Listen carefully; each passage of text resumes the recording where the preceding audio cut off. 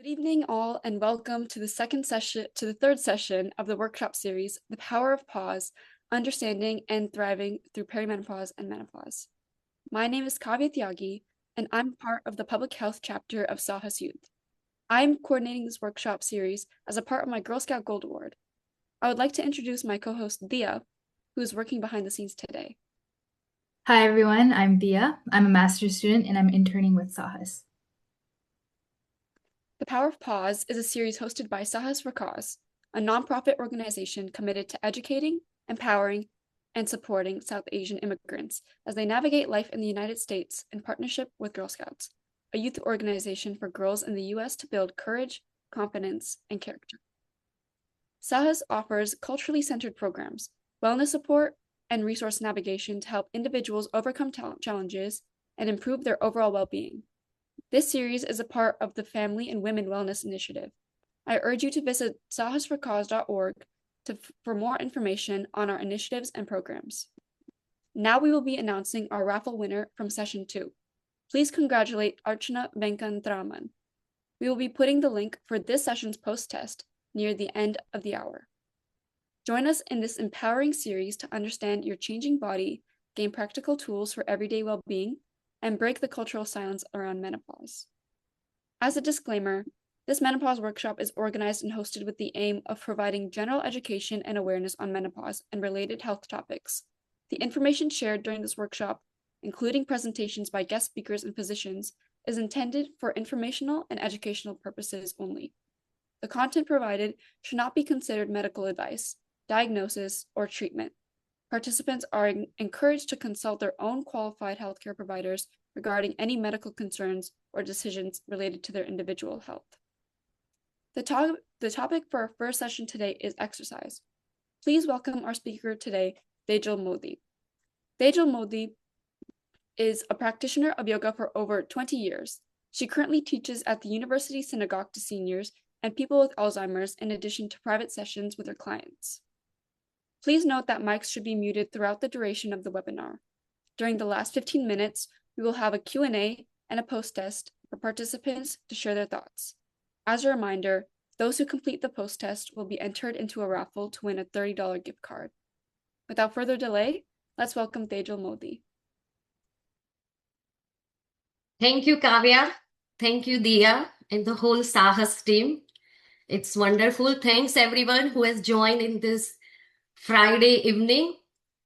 And this topic is very close to my heart. I will refer this thing as not exercise during menopause, but movement during menopause. Because when we think of exercise, we think of spending 1 hour in gym, but the movement should be the part of our entire day. So my presentation and my own philosophy is based on that concept, that making the movement part of our everyday life. So let me start my presentation.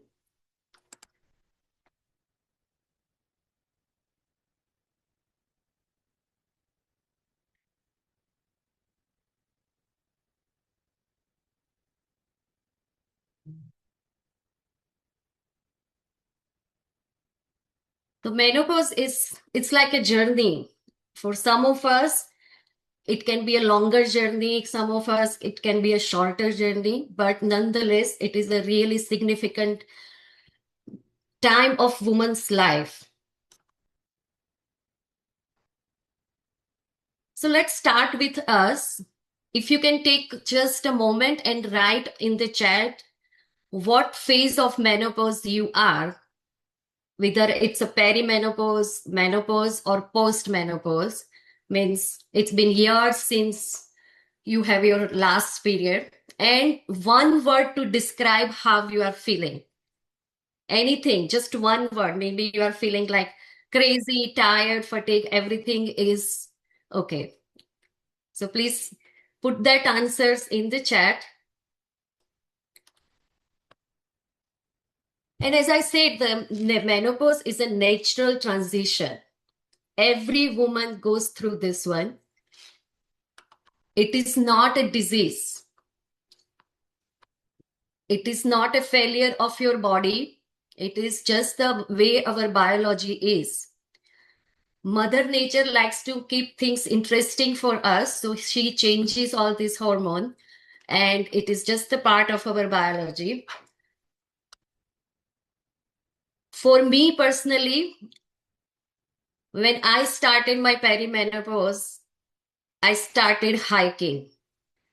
I call it a divine coincidence. The menopause symptoms started, and my interest in hiking grew.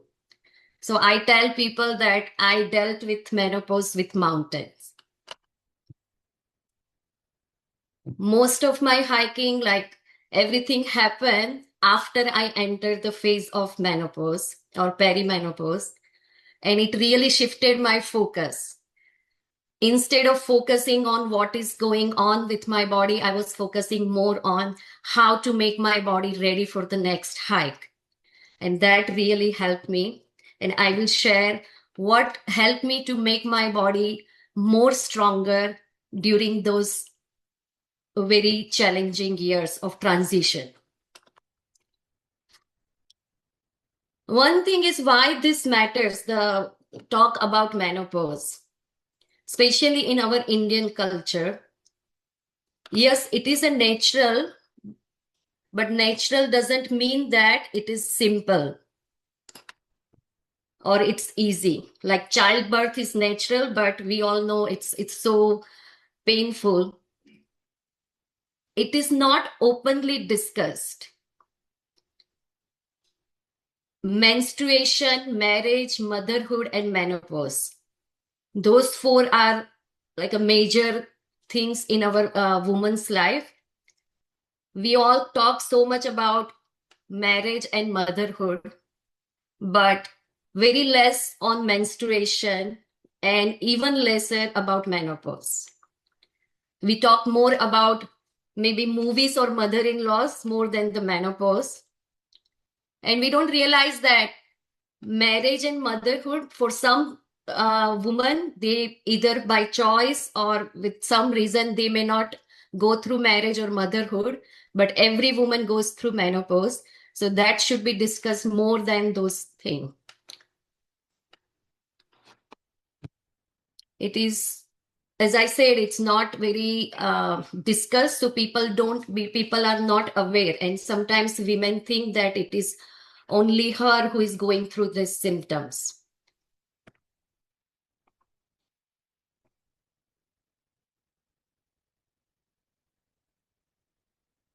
So we all know that what changes during menopause.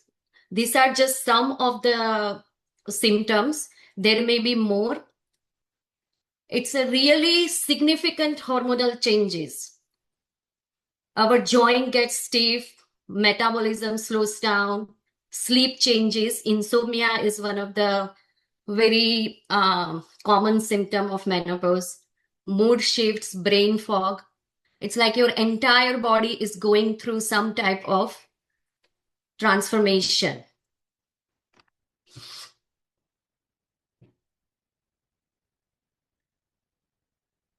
And if we think about it, our current lifestyle, especially we women living in US or now even in India too, our daily life, it does not provide us many opportunities to have the movement in our life.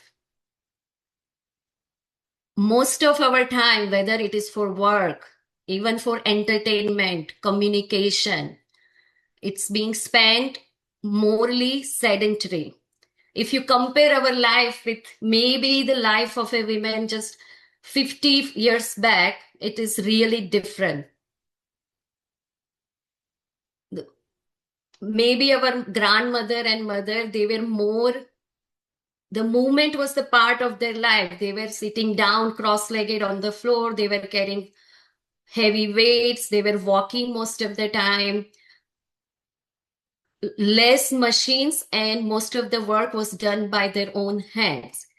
Right now, we have convenience of having lots of machines. Everything is done by click of a button.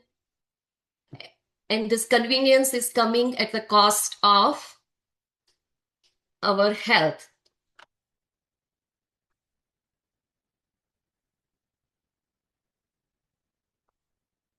So movement used to be built into our life, and now we have to make the movement intentional.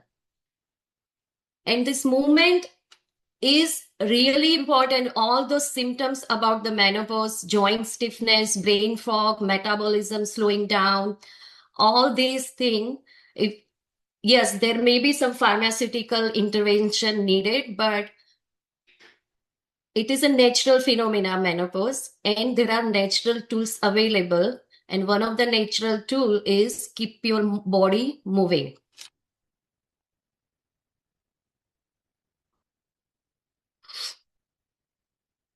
So as I said that movement should live in your day, we have to be intentional about our how to infuse the movement.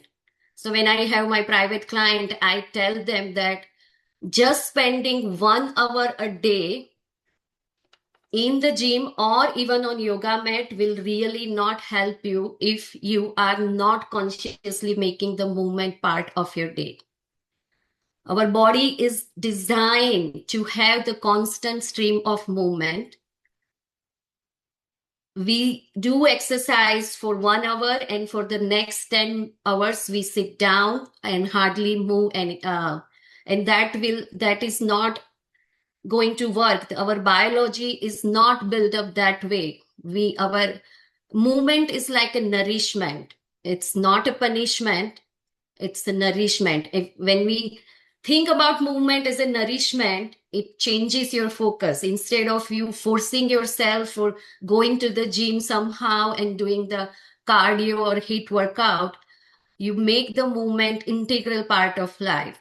You take all the opportunities to sit down cross-legged on the floor. You take opportunities to climb the stairs. You take the opportunities to walk. Just those simple tweaks, nothing major. It's all about the consistency over intensity. Your body responds to how often you move, then how intensely you move for a shorter period of time. So these are the problem, and we also now have to talk about what are the tools we have available. So I have put this sunlight, grounding, time in nature, and bone strength and balance in the first two, because these are the most neglected aspect of our life. As we saw that most of our time now are being spent in indoors instead of outdoor. Sunlight, grounding, and time in nature are some of the most underrated hormonal balancer there. In South Indian culture, we also avoid the sun because we have a fear of getting tan. I have seen that, like when I started hiking, it's like that aspect was there that, oh, we don't want to spend the whole day in the sun. Grounding. How much time do we really spend in connecting with the earth with bare feet? Most of the time, our feet are in the tight shoes or some type of footwear. Again, the menopause is a natural phenomena, and we have to be in tune with nature. There is no pill or no therapy which can replace our time in nature or grounding or sunlight exposure. So first and foremost, when you think of the movement which can really help you during menopause or throughout your life, even beyond menopause, having this sunlight, some exposure to sunlight, the whole spectrum of sunlight, some form of grounding, whether it is walking bare feet on grass, on the beach, or just spending more time in the nature, you really touch the trees, gardening, those things, very simple. You can really combine, include them in your life, and their effect is very beneficial. It goes beyond just the physical health. It affects your emotions, your mind, everything. And then bone strength and balance. Why this is so important? Because bone density, bone mineral density, it decreases every year after menopause. If you do not have some form of impact exercise, earlier, as we saw, that maybe our grandmothers, they did not have these flat surfaces all the time. Maybe there were uneven surface. You may have to hop or jump to in certain part. But right now, we do not get those type of opportunities where we have this jumping, hopping, those movement. And that really goes against us. We will be fine sitting on the chair, nothing happens. We can do our 10,000 steps a day. But if we are not paying attention to the bone strength, if there is any minor fall, we may break the bone and then everything starts, because then you will have to take time off from all your activities, the recovery, and then all these issues of weight gain, metabolism slowing down, it comes into play. So bone strength and balance, they go hand by hand. If you have a good bone strength, you will maintain your balance. And if you have a good balance, that means you will protect your bones, you will protect yourself from falling down. We'll talk about each of them in detail. I just wanted to show you that these are some of the very important aspects when we think about the health and what type of exercise we should do, or the movement. We all know the muscle strength, because the muscle mass goes down during menopause. We know about the strength training, mobility and flexibility. Joint stiffness means you are not able to move your joints in the full range of motion. You are not able to move your shoulders, or maybe sometimes you are feeling very tight hips, knee pain, ankle pain. So mobility and flexibility, it's about your joint strength, having that whole range of motion with each and every joint. And of course, there is a cardio health, your cardiovascular health, where you are walking, running, maybe dancing. So let's talk more about the bone strength and balance.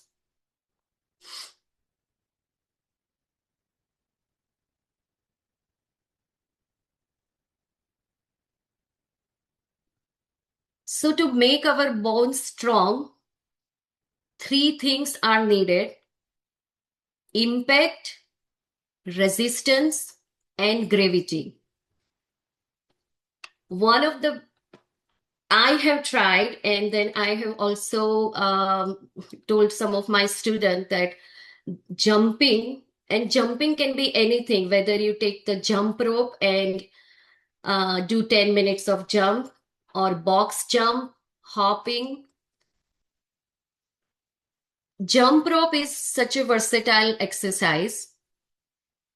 It does improve the bone density because there is an impact, but it is also good cardiovascular option. It's also a good muscle strengthening exercise. And also about creating more proprioception, our awareness of the body. So my exercise or the movement regimen is just taking the jump rope and doing 10 minutes of jumping. If not every day, at least 4 times a day, 4 times a week. And it has worked out for me, and there are a lot of research being done. I have included some references for this exercise. There is a lot of meta-analysis. People have done research, and they found it that when we do this jumping type of motion, the femoral neck, the hip bone neck, it gets strengthened. And that is a very crucial bone, because most of the hip fractures, happens because that bone gets really weak. So again, as I said, the jump means it can be any type of jumping. Jump rope is just one of the ways you can incorporate that. It's really fun. You just go out, you get your sunlight, you get your fresh air, everything. And when you think about efficiency and efficacy of an exercise, this one is on the high rank. If the jumping or high impact jumping is not an option, there are other things we can incorporate. One is stomp. You raise your leg up maybe 2 inches to 9 inches, and with little force you thump it down, like as if like you are stomping a can. You do it with both, maybe just do every day 5 or 6 times each side, right and left, and try to incorporate it. Again, there is research done on this also. Just like this simple movement of stomping your foot down, you control the intensity, you control the force. Maybe you gradually build up to getting your foot little bit higher than 9 inch and then control the force. But these are such easy things to do. Along with the stomping, heel drop. So you raise your heels as high as you can, and then you, with the force, you bring your heels down. So you find that thunk motion, thumping, and that creates that impact whichever bone needs to be strong. So again, very, very simple things, but the benefits are many. It comes to like simple things means more execution. When we make the things too complicated, we may not execute. So this stomping and heel drop, you can do anywhere with you are in control on how much force you are doing and how much intensity you are bringing. Then there is something called rebounding. Rebounding is jumping on mini trampoline. We all know that's a big trampoline when you go to some birthday parties, or there are some trampoline parks also. This is a mini version of that. It's a one form of exercise equipment. And there is interesting research done by NASA that this type of exercise help the astronauts who had spent so much time in the space to bring their muscle mass and the bone density to the normal level. Again, it does not have high impact like jumping or even stomping or heel drop. It is a very, very low impact one. It's more than bone density. It really helps with the balance. This bouncing motion done consistently will improve your proprioception, your awareness of your body in the space, and it helps to protect yourself from the fall. So the research has been done that rebounding, the consistent practice of rebounding really works for the fall prevention. This whole body vibration plate is a even lower impact. There is practically no impact on your bones. It works by creating the vibration. It's the platform. And again, you control the intensity, the speed, everything. It is a very convenient one.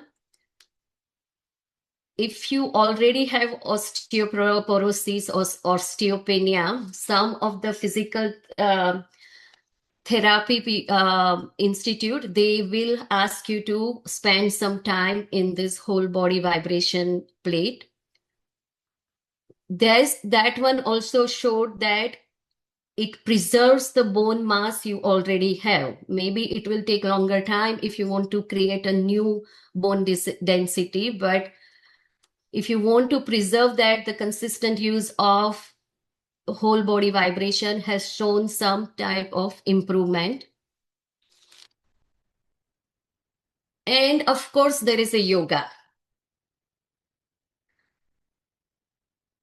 Yoga may not give us the impact which we need for that creating more bone mass, but it's about the balance, especially the balancing posture of yoga. It really gives us, it strengthens our bone without impact. It strengthens our bone, and the another huge benefit is about creating the balance. It is about teaching our nervous system how to be balanced. So these four things for the bone strength and balance, these are not something is right or wrong. You pick the one which feels good into your body. And of course, you ask your doctor or your provider. Maybe they can guide you more, but these are some of the things which I have seen help many people. And in my own life, these things has really helped me to make my body stronger. So again, as I said, that it's very simple. Rebounding and whole body vibration plate, it's fun. You don't have to buy it. If you are okay to do just the jump rope, I do have rebounding and whole body vibration plate more, both at home, and I just try to use them maybe at least 2 or 3 times a week.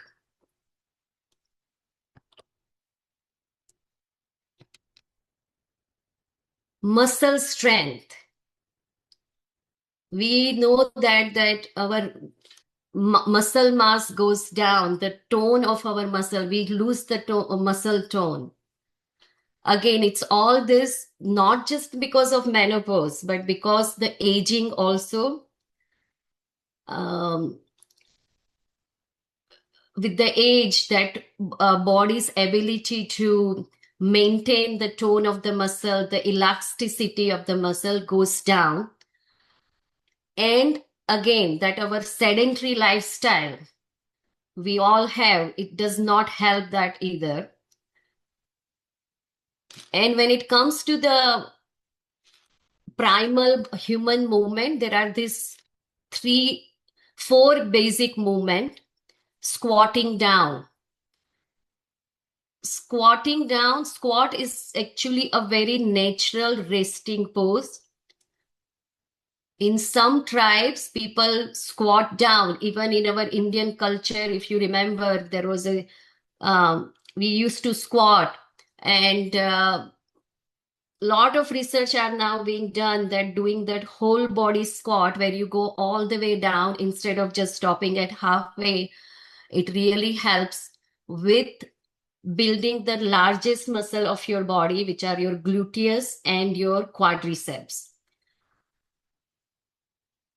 Again, it's so simple, easy, and there are a lot of levels. If you don't want to go all the way down, you can hold on to some stable surface, and then you just go as far as you can, feeling comfortable. Then the push movement. Either you can do the full push-up or just use your kitchen countertop and just do 5 push-ups here and there. Just again, it's over consistency over intensity. Pull. So we usually don't have any regular pulling movement where we are just getting something from up. We can include this. These are just some of the very simple tools. It's a exercise band. You can just have it on your desk and maybe just take some break and take with this strap. Stretch up, maybe on the back. You can just go onto YouTube, and very, very simple exercise. Just having this pulling movement where you are pulling that strap apart, maybe horizontal or up. And then, of course, carrying the weight. When you are carrying the weight, you are going against the gravity, and that builds the muscles. Whether you can do it with the dumbbells or maybe grocery bags. But these are the basic human movement: squatting, pushing, pulling, carrying. And yes, during menopause, we have, when the muscles of the body lose their tone or the strength, the pelvic floor is also made up of the muscles. We can't see them, but they also goes through the same type of changes our biceps or the triceps they go through. And when they go loose, we have this problem of leaking, incontinence, and just some type of anxiety related to that. So the exercise we saw, or the movement we saw for jumping actually does also help with the pelvic floor strength. So does rebounding, those two exercise. And in yoga, there are certain posture like the bridge pose, which helps with the pelvic floor strength.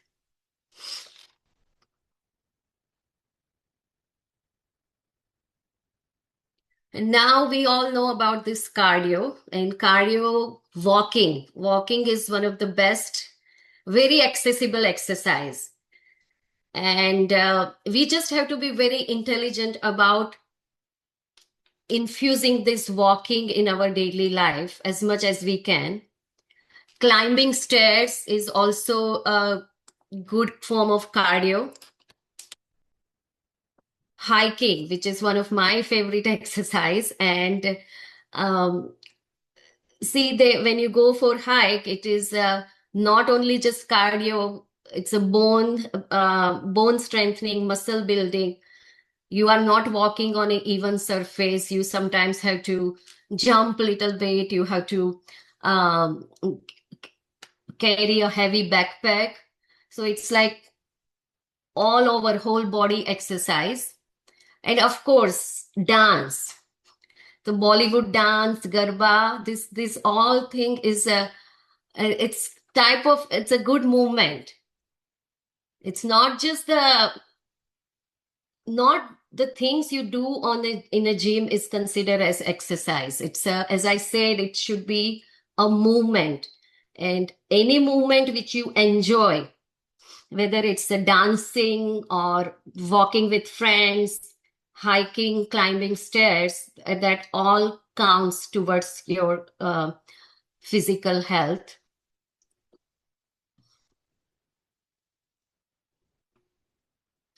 And the fourth one is mobility and flexibility. We talked about that. Mobility means what is the range of your joints. Every joint has their full range of motion. Like your arm is supposed to make the whole round. Your hip should go side to side, front and back. The knee also, ankle. Most of our life, especially the modern life, we just follow a straight line. But the life and the movements are not in a straight line. Sometimes we have to turn and twist and jump and go diagonal. So if we include all this movement of reaching high as far as we can, rotating and all the joints, bending down, stretching, flowing with the breath, and these are all these things will help us in mobility and flexibility.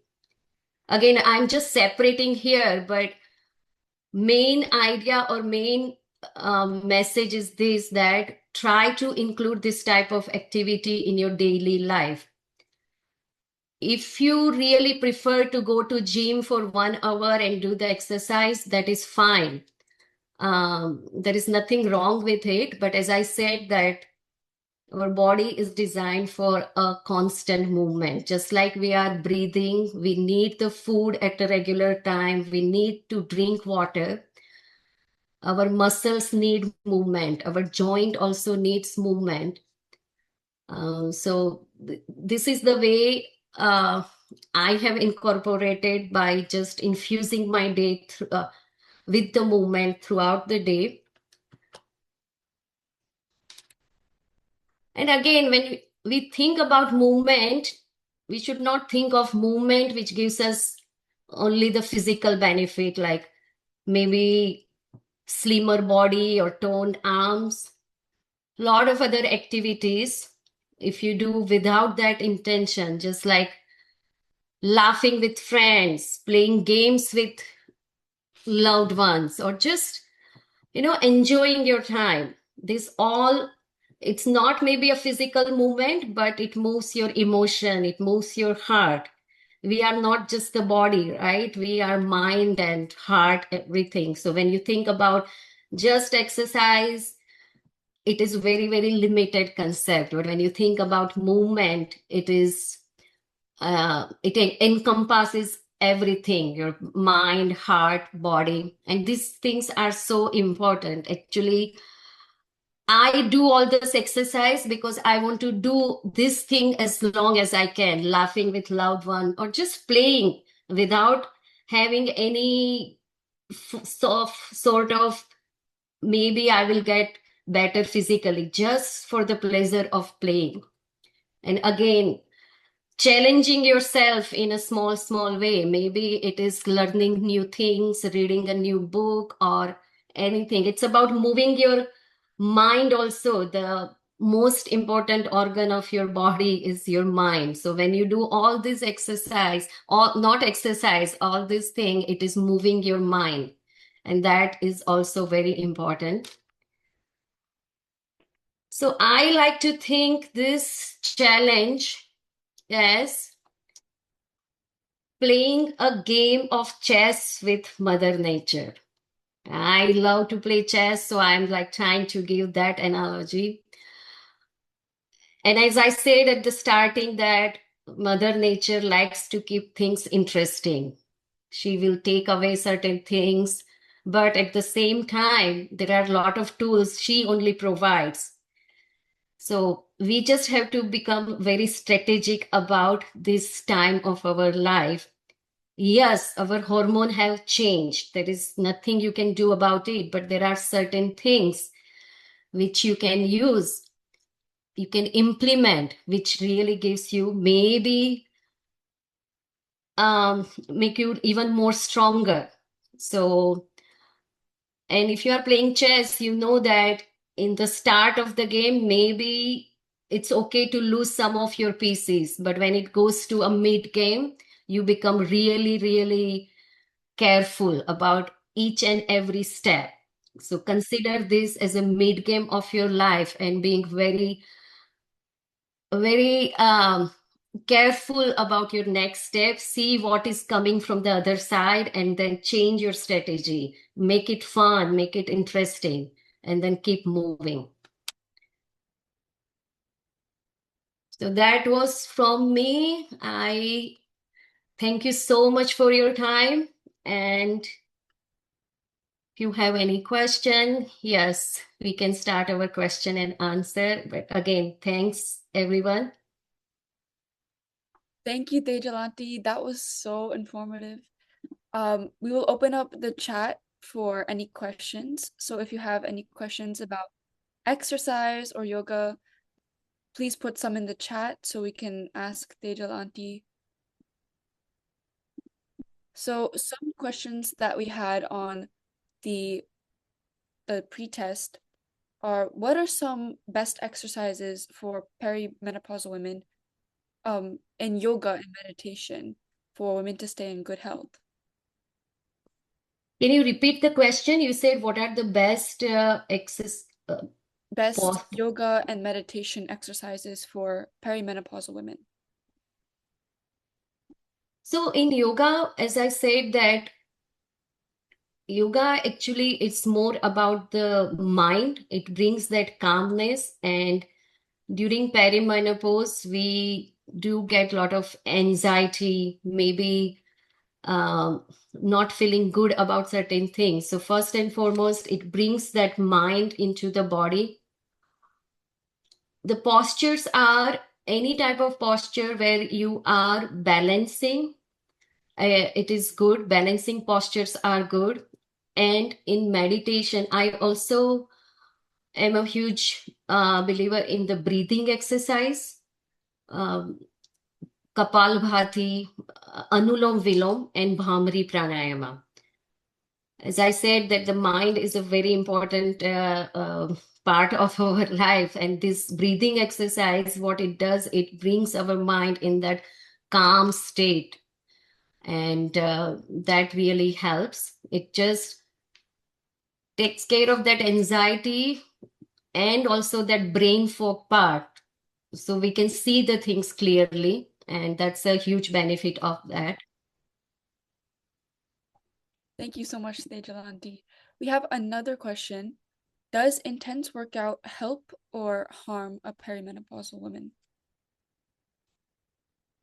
It depends on case by case basis. My personal experience, and I have seen with some of my students, is intense exercise sometimes can go against the hormonal balancing because it does produce high cortisol. Say you go into the gym to do very high intensity exercise, you get so tired and fatigued. Maybe it can go against you instead of helping. That's what my personal experience. As I said, that everybody has a different body type. But when you are thinking about getting the hormonal balance, because this is all about keeping our hormone in balance, anything extreme, it will create imbalance. You know what I mean? So say you are doing very intense exercise for 1 hour and 10 hours you are not doing anything, because not only you don't have time, but because of that 1 hour of very intense exercise, maybe you are feeling very tired throughout the day. So when you are thinking of hormonal balance and when you are doing very extreme exercise, so it can go, in opposite. Again, you listen to your body. My first and foremost is you see how do you feel. Only you can tell what is going in your body.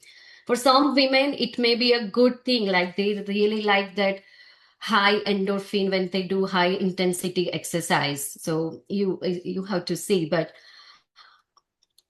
talk to your doctor and see what type of issues you are dealing with. If there is a lot of hormonal imbalance, maybe you can try to start maybe the lower intensity but consistency and see how do you feel. So Thank you, Auntie. We have another question.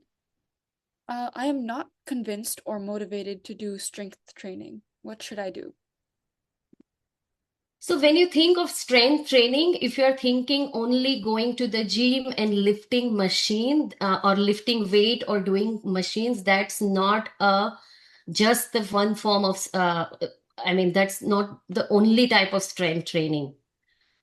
Body weight training, like just doing simple squats and lunges, are also a type of strength training. Anytime you are working against the gravity, it's a strength training. You are building the strength. So find that something which works for you. If we just give the all the labels like strength training and all, but as I said, that if the jumping works for you, jumping is also a type of strength.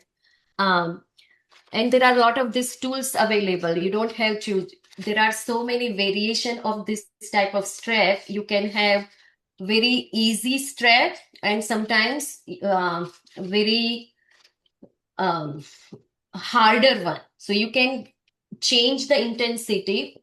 Also, this type of bands, you don't have to go specially strength training, just wear it above your knees while you are walking. So it gives you that small resistance, but on a consistent basis, and that becomes your strength training. Again, that changing that focus of just 1 hour of doing intense exercise to incorporating the small exercise or small movement breaks or the some of this type. Like I sometimes walk in my community just wearing this at one. That's my strength training. That's no. And this jump rope, something like this. Now you have a weighted jump rope, and that also, along with my cardio, I get some strength training too. So there are a lot of tools and techniques available now to customize movement as per your body and what you really like enjoy. Again, if you don't enjoy certain things, you will not get benefit. Like if you're pushing yourself to do something, it is your mind is resisting. And if you want the longevity of your movement, you have to find something which you really love, where your heart, mind, body, everything is together.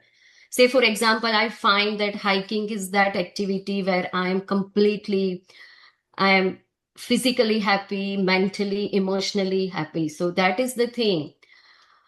My personal thing is when I go to gym, I hear that loud music and I feel that the carbon monoxide is higher. So I don't feel good, but it is just me. What I'm trying to tell you is find the one thing which really you like.